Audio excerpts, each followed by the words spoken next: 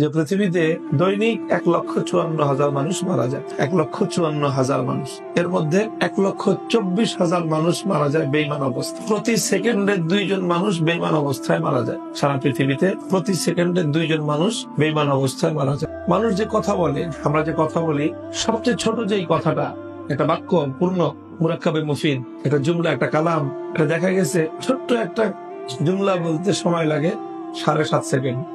অর্থাৎ আমি একটা কথা বলতেছি, আমার একটা কথা বলার সময়ের মধ্যেই 15 জন মানুষ জাহান্নামের আগুনে পুড়ে যাচ্ছে। কারণ প্রতি সেকেন্ডে 2 জন, 7 সেকেন্ডে 14 জন, 7.5 সেকেন্ডে একটা কথা বলতে বলতে 15টা মানুষ জাহান্নামের আগুনে পুড়ে যাচ্ছে। এক একটা গ্রামে গড়ে পৃথিবীতে মানুষ বসবাস করে 2,000 মানুষ।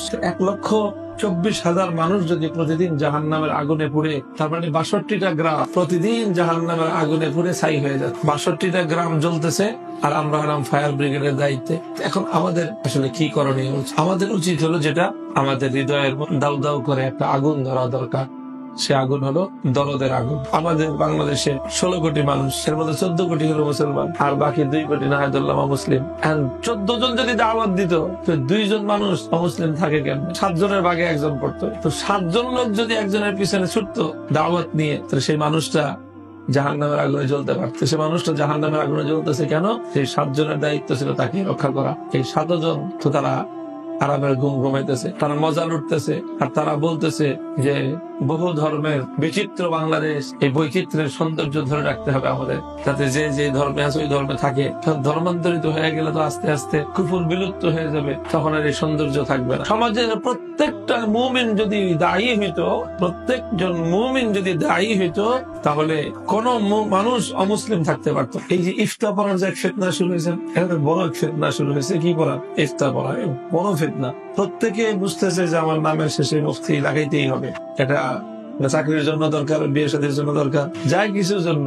কারণ পরিবার কোথাও বায়োডাটা দিলে জিজ্ঞেস করে খালি আলেম না মুফতি আলেম।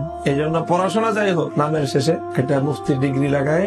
এই যে ব্যাপক ভাবে সব ইফতার পড়তেছে, অথচ আমলে গিয়ে এটা তেমন কোন প্রয়োজনীয়তা দেখা যাচ্ছে না অধিকাংশের জীবনে। এই মানুষগুলো যদি তারা দাওয়াতের উপর পড়াশোনা করে নিজেদেরকে আরেকটু প্রস্তুত করে এই কাজে যদি নামতো, তো উম্মতের বড় ফায়দা হয়ে যেত। তো যেই সরিষা দিয়ে ভূত ছাড়াবো, ওই শস্যের মধ্যে তো ভূত। যে ওলামাদের জিম্মাদারি ছিল, এটা যে ওলামাদের জিম্মাদারি ছিল। আমি তো বললাম যে প্রত্যেক মুমিনেরই তো দায়ী হওয়ার কথা। তো প্রত্যেক মুমিন যদি দায়ী হইতো, তাহলে 7 জন মুমিন একজন অমুসলিমকে দাওয়াত দিত, তো সে অমুসলিম কয়দিন আর অমুসলিম থাকছে? উল্টা দাওয়াত দিবে তো দূরের কথা, 7 জনের দাওয়াতের ঠেলায় তো সে নিজেই ইসলাম কবুল করত। বাদ দেন ইমানদারদের কথা, ওলামাদের কথা ধরেন, আলহামদুলিল্লাহ।